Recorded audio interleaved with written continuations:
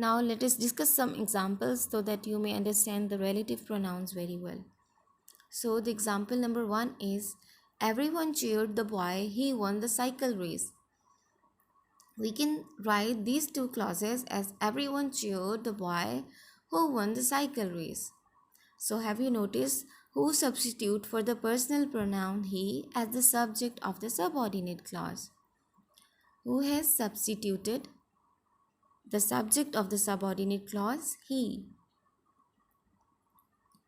So now let us move to the next example.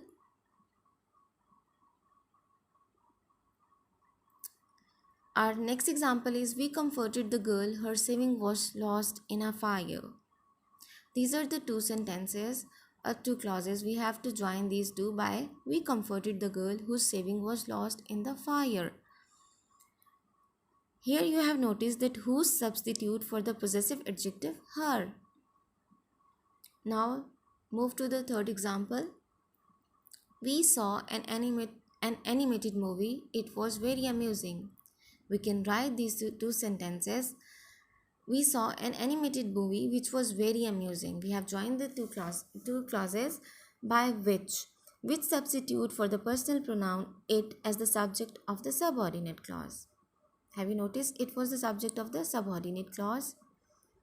Now move to the fourth example, that is he likes the book, we gave it to him. And now let us see how we have joined these two clauses. He likes the book which we gave to him. Here in this example, which substitute for the personal pronoun it as the object of the subordinate